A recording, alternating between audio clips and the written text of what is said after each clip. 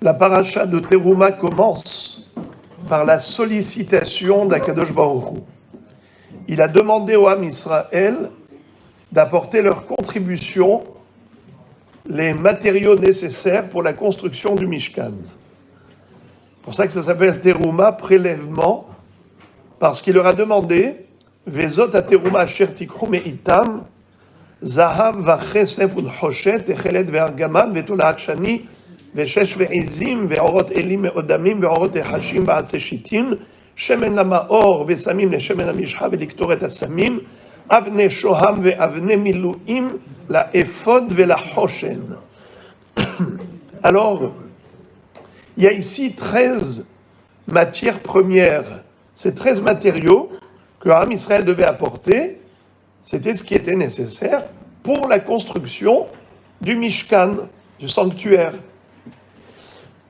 Or, ce qui est très étonnant, c'est qu'au début, on a l'impression que la liste va dans un ordre décroissant, Zahav, de l'or, Vachesef, l'argent, Unhoshet, le cuivre, ensuite le bois, et ainsi de suite. Mais qu'est-ce qui arrive en fin de liste? Bizarrement, ce sont les diamants. Avne shoham, ve avne miluim, la ephod ve la hoshen. Ce sont les pierres précieuses qui allaient être portées par le Kohen Gadol sur ses épaules et sur le pectoral, sur lesquels étaient inscrits les noms des 12 tribus. Mais c'est très étrange, car a priori, ça aurait dû être en tête de liste, puisque c'est encore même plus précieux que l'or et l'argent. Alors pourquoi est-ce que ça arrive à la fin? Hachamim donne 2 explications. Je voudrais citer celle du Or HaHaim HaKadosh.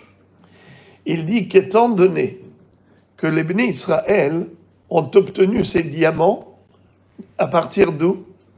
D'où ils ont eu ces diamants?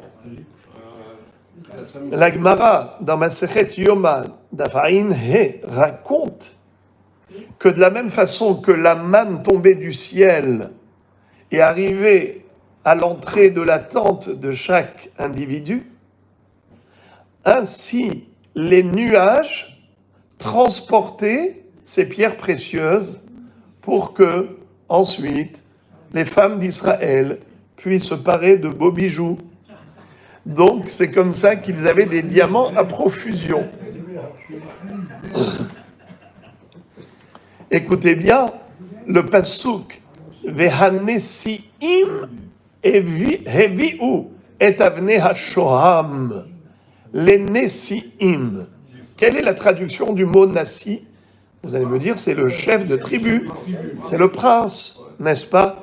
Eh bien, sachez que c'est un homonyme. Il y a une autre traduction au même mot. Ce sont 2 homonymes, Nassi et Nassi, comme pièce et pièce. Une pièce, une chambre, une pièce de monnaie. Eh bien, Nassi, c'est le prince, le gouverneur, le président, mais il y a aussi Nassi, c'est le nuage. Comme dit le passouk, Nessiim varuach vegeshem aïn. Quand on voit les nuages, on voit le vent, on est sûr qu'un orage va éclater. Et on attend impatiemment la pluie généreuse, la pluie qui va irriguer tous les champs. La pluie est indispensable pour l'agriculture.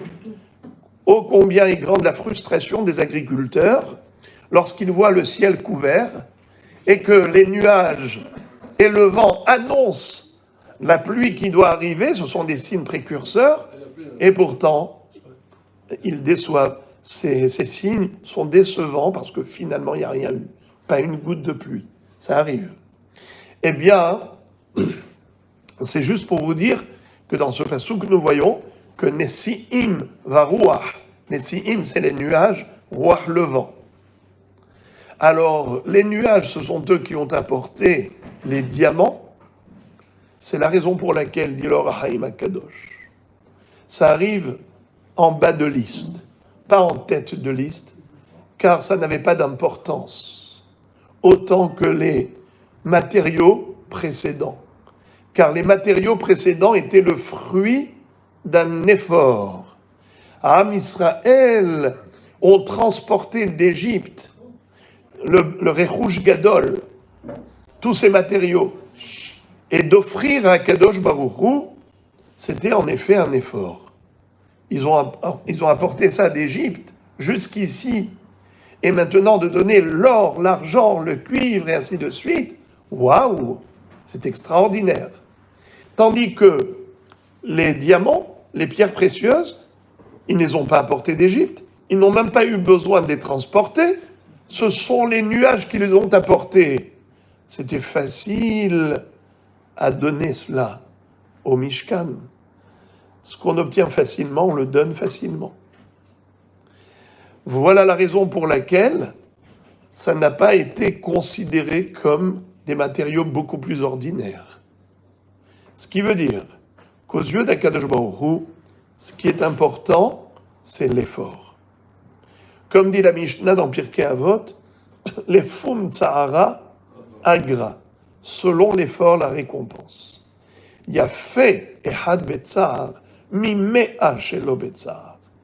Une mitzvah qui est accomplie avec peine, investissement, avec beaucoup de difficultés, est considérée beaucoup plus importante, cette mitzvah, qu'une centaine de mitzvot accomplies dans la facilité. Pourquoi c'est comme ça? C'est parce que si on est capable de faire un effort, c'est que vraiment, il y a de l'amour, il y a de la volonté de faire plaisir à Hachem, il y a une joie d'offrir, il y a une volonté sincère de faire la mitzvah. Si on n'accomplit que lorsque c'est facile, on n'a pas de preuve d'amour. Or, Akadosh Baruch Hu, qu'est-ce qu'il attend de toutes les mitzvot qu'il nous a données? Juste la preuve de notre volonté de le servir. C'est qu'on a compris le sens de notre existence. C'est qu'on a compris que si on vit par lui, alors on doit vivre pour lui. Alors, je vais terminer avec une histoire du Midrash. Le Midrash raconte dans Midrash Rabbah Shir HaShirim que Rabbi Hanina ben Dosa, ce grand Tana, ce tzaddik d'un niveau incroyable, à tel point qu'il y avait une voix céleste qui retentissait à son époque en disant « Kol haolam kulo nizon bishvil Hanina beni, va Hanina beni dai lo bekal haruvin me'erev Shabbat le'erev Shabbat. » Le monde tout entier est nourri à sa parnassa grâce à mon fils Hanina, alors que lui, dans sa pauvreté, il se suffit à peine d'un kilo de caroube d'un vendredi à l'autre. Il était d'une pauvreté absolue. Il n'avait même pas de quoi manger Shabbat. Il mangeait que des caroubes. Sa femme, un jour, elle était tellement gênée, veille de Shabbat, de voir que toutes ses voisines avaient des halotes à cuire. Alors elle a allumé le feu de son four pour faire croire aux gens qu'elle aussi, il y a de la fumée qui sort de son four. Une méchante voisine qui avait voulu l'humilier, elle a dit « Je sais qu'elle n'a rien ». Alors qu'est-ce qu'elle essaie de se faire passer? C'est quoi cette comédie? Alors elle est venue lui frapper à la porte. Vous savez qu'est-ce qui s'est passé?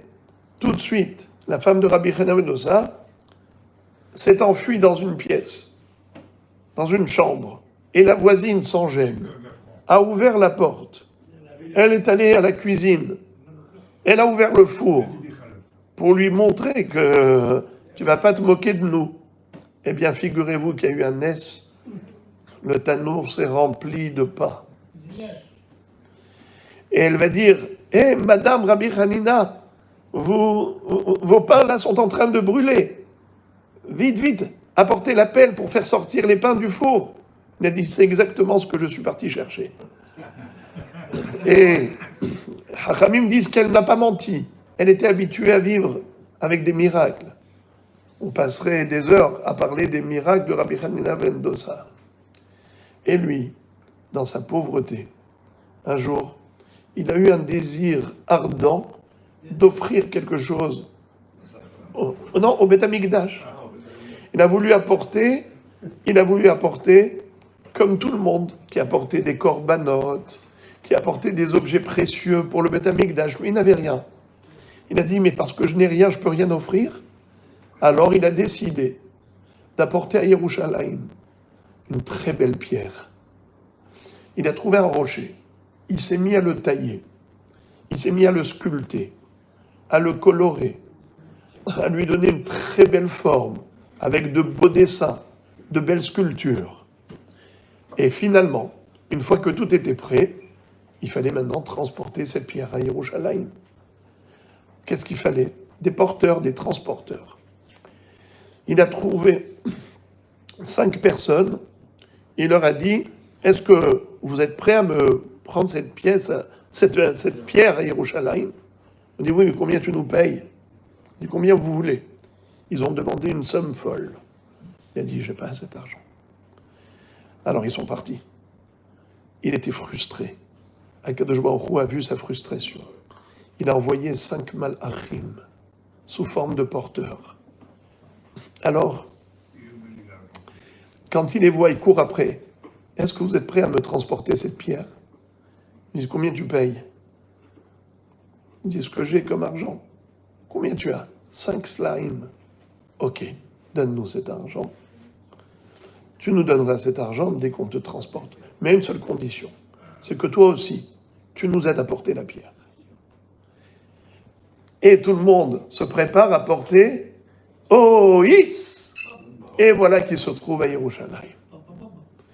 Et il cherche ses porteurs pour les payer. La personne. Il va aller voir le Sanhedrin. Il leur raconte. Il leur dit, mais je cherche ces gens pour les payer. Ils ont dit, Rabbi Hanina, tu n'as pas compris que Kadosh Baruch Hu t'a envoyé des malachim selon ton récit? Eh bien, ça veut dire quoi ça? Pourquoi il fallait qu'il lui demande l'argent? Les malachim, si déjà ils sont là, qu'ils fassent gratuit. Non, qu'il soit prêt à donner tout l'argent qu'il a. Qu'il soit prêt même à mettre ses mains pour transporter.